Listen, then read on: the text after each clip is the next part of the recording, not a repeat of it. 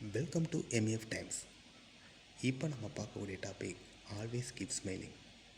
வாங்க டாபிக் உள்ளே போகலாம். Always keep smiling. எப்பொழுதும் புன்னகையுடன் இருங்கள், என்றென்றும் சிரித்து கொண்டிருங்கள்.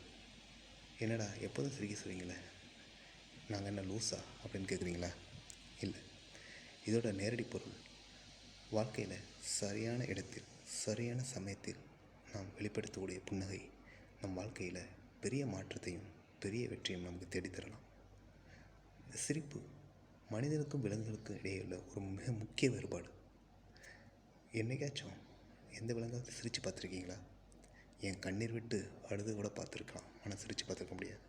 சிரிப்புங்கிறது மனித குலத்துக்கு மட்டுமே உள்ள ஒரு மிகப்பெரிய சிறப்பம்சம். சிரிப்பு என்னைக்காச்சும் ஒரு நாள் நீங்கள் உங்களை நீங்களே கேட்டுக்கொண்டதுண்டா?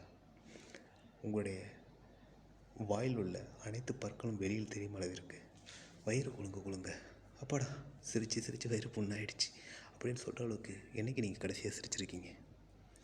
சொல்லலாம் சிலர், அதெல்லாம் எங்கங்க எப்போ ஒரு நாள் சார் அந்த மாதிரி சிரிச்சிருக்கோம், இப்போலாம் அதுக்கு சரியான நேரமும் இல்லை, அந்த சூழ்நிலையும் இல்லை அப்படின்னு சொல்கிறது. சிரிப்புக்காக என்றைக்காச்சும் நீங்கள் நேரம் வைக்கிருக்கீங்களா?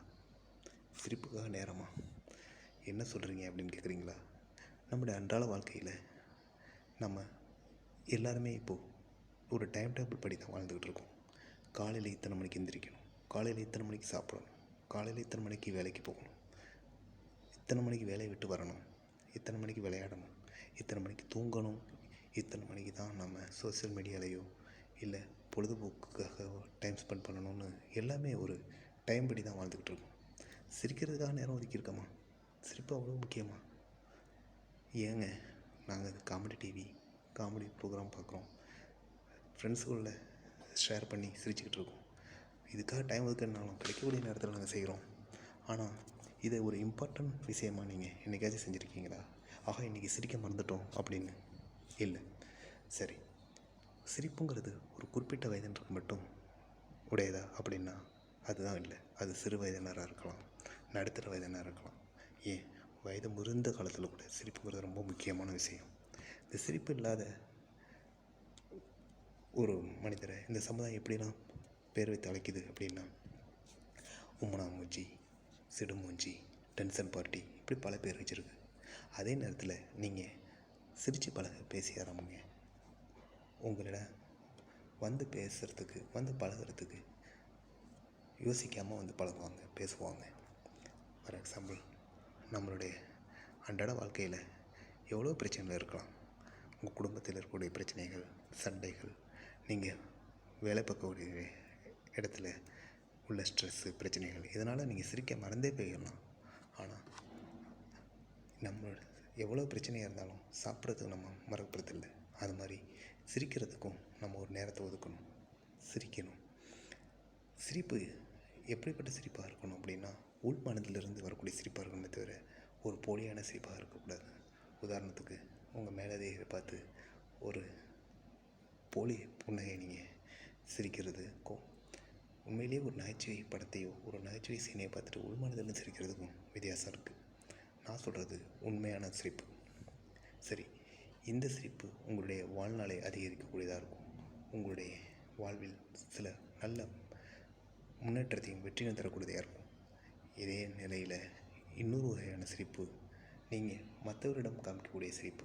ஒருவரை பார்க்கும்போது அன்றாடம் நீங்கள் பார்க்கக்கூடியவர், அன்றாடம் நீங்கள் பேசக்கூடியவர், அவரிடம் நீங்கள் காமிக்கக்கூடிய இந்த காட்டக்கூடிய புன்னகை ஒரு பெரிய மாற்றத்தை ஏற்படுத்தும். உதாரணத்திற்கு, நீங்கள் ஒரு அலுவலகத்தில் வேலை பார்க்கக்கூடியவராக இருக்கலாம். உங்களிடையே வரக்கூடிய அந்த கஸ்டமரிடம் உங்களுடைய குடும்பத்தில் உள்ள கஷ்டத்தையோ உள்ள பிரச்சனையோ அவரிடம் நீங்கள் முகத்தை மூணு வச்சுக்கிட்டோ உங்களோட கோபத்தை காமிச்சா உங்களுக்கு தான் நஷ்டம். ஸோ வரக்கூடிய கஸ்டமரிட நீங்கள் புன்னகையோட வரவேற்று அவரிடம் நீங்கள் சிரித்து பேசும்பொழுது அந்த கஸ்டமர் மிகவும் சந்தோஷமாக இருக்கார். அவர் மட்டும் இல்லாமல் அவரோட ஃப்ரெண்ட்ஸுகளையும் அவர் உங்கள் கம்பெனிக்கோ இல்லை நீங்கள் பார்க்கக்கூடிய அந்த தொழிலுக்கோ ரெஃபர் பண்ணக்கூடிய வாய்ப்பு இருக்குது. இதனால் உங்களுடைய வளர்ச்சி தான் அதிகமாக இருக்கும். நீங்கள் ஒரு கேப் டிரைவராக இருக்கலாம். உங்கள் கிட்ட வரக்கூடிய பேசஞ்சர்கிட்ட நீங்கள் எப்படி நடந்துக்கிறீங்க, எந்தளவு அளவுக்கு நீங்கள் சிரித்து பேசுகிறீங்க. இது உங்களுடைய தொழிலை வளர்ப்பதற்கும் முன்னேற்றுவதற்கும் மிகவும் முக்கியமானதாக இருக்கலாம். ஏன் நீங்கள் ஒரு கடையிலேயோ இல்லை ஒரு கம்பெனிலேயோ வாட்ச்மேன் செக்யூரிட்டியாக இருந்தால் கூட அங்கே உங்கள் புன்னகையை வெளிப்படுத்தி பாருங்கள். அது உங்களுக்கு எந்த அளவுக்கு முன்னேற்றத்தை கொடுக்கும் அப்படிங்கிறது தெரிய வரும். கடைசியாக, என்னைக்காச்சும் நீங்கள் உங்கள் குடும்பத்தினரோட ஒன்றா உட்காந்து சிரிச்சிருக்கீங்களா? டைம் ஸ்பெண்ட் பண்ணியிருக்கீங்களா சிரிக்கிறதுக்கு? அப்படி இல்லைன்னா தயவுசெய்து அதை செஞ்சு பாருங்கள். ஏன்னா அது வாழ்க்கையில் மிகப்பெரிய ஒரு மாற்றத்தை உங்களுக்கு தரும். எப்பொழுதுமே சோகமாக முகத்தை முன் வச்சுக்கிட்டு பார்ப்பவரிடம் ஒரு கஷ்டமான ஒரு வாழ்க்கையை வாழ்ந்துட்டு இருக்கிறதாகவோ தெரியப்படுத்தாமல், வாழ்க்கையில் எவ்வளோ கஷ்டமாக இருந்தாலும் வெளியில் சிரிப்பை வெளிப்படுத்தி பாருங்கள். அது உங்களுடைய வாழ்க்கையில் மிகப்பெரிய மாற்றத்தையும் முன்னேற்றத்தையும் தரும்.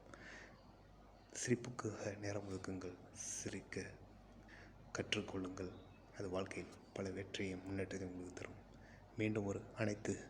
மீண்டும் அடுத்த ஒரு டாப்பிக்கில் இணைவோம். நன்றி, வணக்கம்.